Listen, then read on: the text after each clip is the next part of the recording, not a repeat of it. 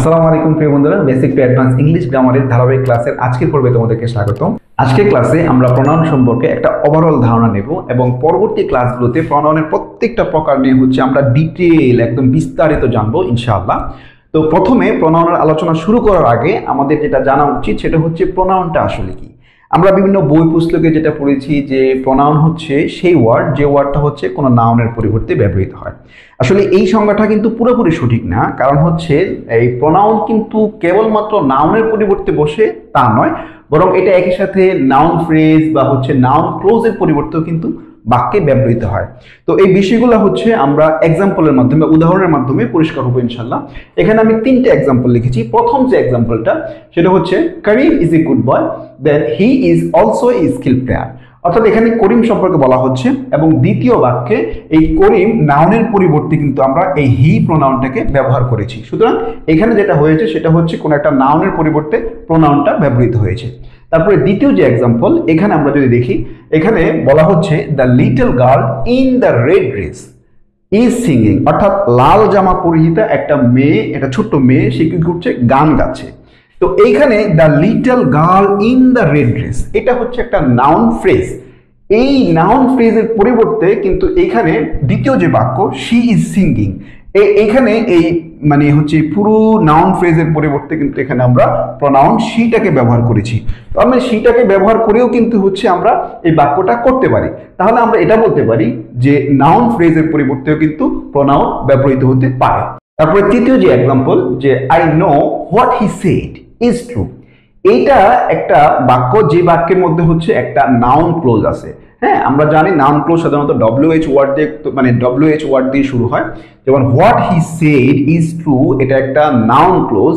এই যে what he said এটার পরিবর্তে কিন্তু আমরা দ্বিতীয় বাক্যে I know it is true, এই যে ইটটাকে আমরা ব্যবহার করলাম, এটা কিসের পরিবর্তে ব্যবহার করলাম? এটা ব্যবহার করেছি হোয়াট হি সেড এটার পরিবর্তে।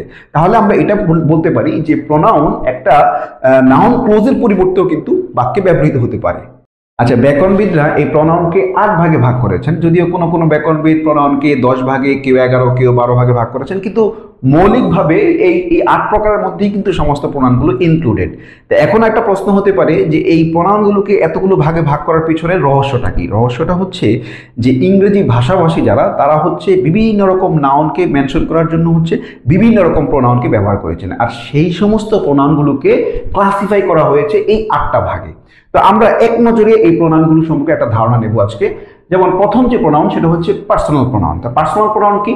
পার্সনের পরিবর্তে যে প্রনাউন ব্যবহার হয়, অর্থাৎ যে নামগুলো আছে, যে নামগুলো দ্বারা বা যে নাউনগুলো দ্বারা কোনো পার্সনকে আইডেন্টিফাই করা হয়, সেই নামের পরিবর্তে যে প্রনাউনটা ব্যবহার হয় সেটাই হচ্ছে পার্সোনাল প্রনাউন। তো সেগুলো কি? সেগুলো হচ্ছে যেমন আই, ইউর, হি, সি, দে ইত্যাদি।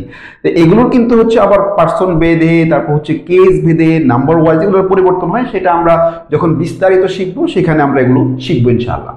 তারপর আসি ডেমনস্ট্রেটিভ প্রনাউন। ডেমনস্ট্রেটিভ শব্দটা আসছে হচ্ছে ডেমনস্ট্রেট থেকে, অর্থাৎ নির্দেশ করা, ইঙ্গিত করা।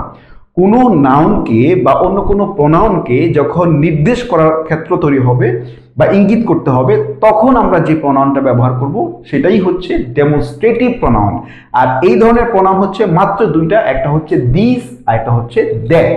এই দিসটা হচ্ছে, এই দুটোই কিন্তু সিঙ্গুলার, এগুলোর আবার প্লুরাল আছে। যেমন দিসের প্লুরাল হচ্ছে দেজ, দ্যাটের প্লুরাল হচ্ছে দোজ। তারপর আছে ইন্টারোগেটিভ প্রনাউন। ইন্টারোগেটিভ প্রনাউন কি? যেই প্রনাউনগুলো দ্বারা কোনো নাউন বা অন্য কোনো প্রনাউন সম্পর্কে জানার জন্য প্রশ্ন করা হয় সেগুলোই হচ্ছে ইন্টারোগেটিভ প্রনাউন। যেমন হো, হুইচ, হোয়াট। এই হো এর হচ্ছে আবার কেস ভেদে পরিবর্তন হয়। যেমন হো থেকে হো হচ্ছে সাবজেক্টিভ কেস, অবজেক্টিভ কেসে এটা হয়ে যাচ্ছে হোম, আবার পসেসিভ কেসে এটা হয়ে যাচ্ছে হুজ।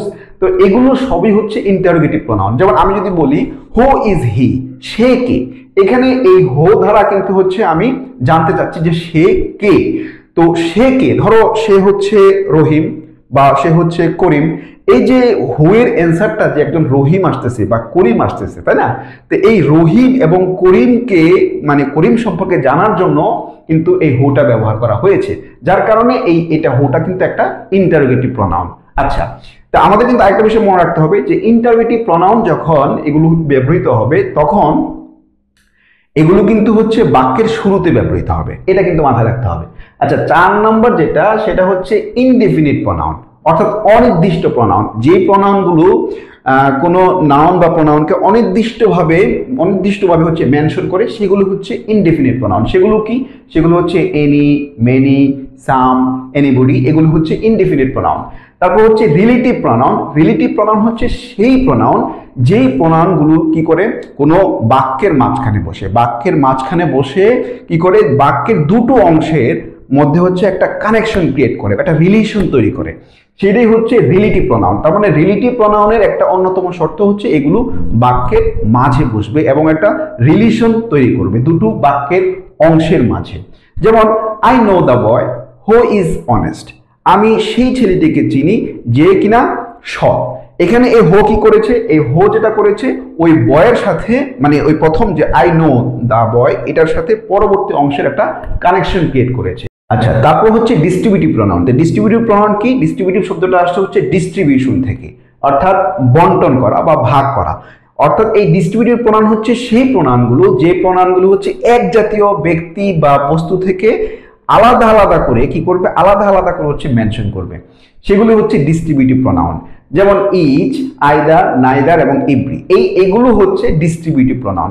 যেমন আমি যদি বলি each of the boys is healthy, অর্থাৎ প্রত্যেকটি ছেলেই হয় সুস্বাস্থ্যবান। এখানে এই ইচ দ্বারা আমি কি করেছি? বয়েজ, অনেকগুলো বয়েজকে কিন্তু বোঝাচ্ছি না, অনেকগুলো বয়েজ থেকে একটি বয়, প্রত্যেকটি আলাদা আলাদা করে কিন্তু আমি বোঝাচ্ছি যে প্রত্যেকটা বয় হচ্ছে সুস্বাস্থ্যবান। যার কারণে এই কি বলে ডিস্ট্রিবিউটিভ প্রনাউনের পরে যে ভার্বটা বসবে সেটা কিন্তু সিঙ্গুলার হবে। আচ্ছা, তারপরে আসে রেফ্লেক্সিভ প্রনাউন। রেফ্লেক্সিভ শব্দের অর্থ হচ্ছে আত্মবাচক, অর্থাৎ যেই প্রনাউনগুলো একই সাথে সাবজেক্ট এবং অবজেক্ট দুটোই হয় সেগুলোকে বলা হয় রেফ্লেক্সিভ প্রনাউন।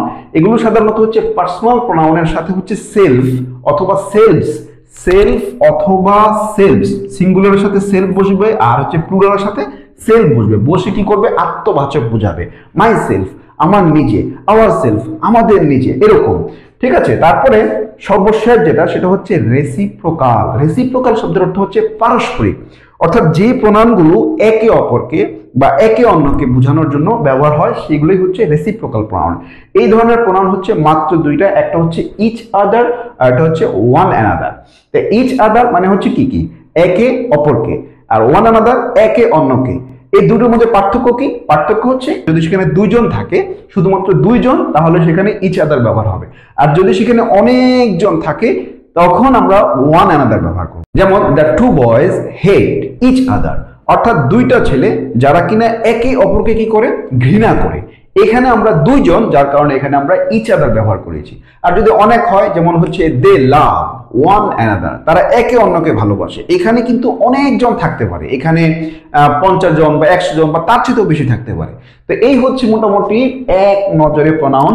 বিস্তারিত প্রনাউন সম্পর্কে আমরা ধারাবাহিকভাবে পরবর্তী ভিডিওগুলোতে আসবে ইনশাআল্লাহ। তো সেগুলো দেখলে আশা করি এই প্রনাউন সম্পর্কে আর কোনো সমস্যা থাকবে না। আরেকটা বিষয় আমি বলে রাখতে চাই, সেটা হচ্ছে আমি এই ইউটিউবে যে ফ্রি ক্লাসগুলো দিচ্ছি এগুলোকে হেলাফেলা করার কিছু নেই। তার কারণ হচ্ছে অনেক হাজার হাজার টাকা খরচ করে পেড ক্লাস করে কিন্তু তোমরা এত ডিটেল ভাবে শিখতে পারবে না, এটা আমার গ্যারান্টি। আমার ক্লাসগুলো তোমরা করতে থাকো, ধীরে ধীরে তোমরা এটা নিজেরাই টের পাবে এবং ইংরেজি গ্রামারটা একদম পানির মতো সহজ হয়ে যাবে আমার যদি ভিডিওগুলো তোমরা দেখো। তার কারণ হচ্ছে আমাদের মেইন যে প্রবলেমটা হচ্ছে আমরা যখন ইংরেজি শিখি তখন একভাবে শিখি, আর যখন বাস্তবিক অর্থে আমরা ব্যবহারিক লাইফে যখন যাই তখন আমরা দেখি ভিন্ন রকম, যার কারণে আমাদের মাথায় তালগোল পাকিয়ে যায়। তখন আমরা ভাবি যে আমরা একদিন কি শিখলাম। তো আমার ক্লাসগুলো যদি মনোযোগ দিয়ে তোমরা করো, এইটুকু আমি গ্যারান্টি দিতে পারি যে ইংরেজি গ্রামার নিয়ে তোমার আর জীবনে কখনো কোনোদিন কোনো সমস্যা হবে না ইনশাআল্লাহ। তো সবাই ভালো থাকো, সুস্থ থাকো। আজ এই পর্যন্তই, দেখা হবে অন্য কোনো ভিডিওতে ভিন্ন কোনো বিষয়ে। সে পর্যন্ত সবাই ভালো থাকো। আসসালামু আলাইকুম।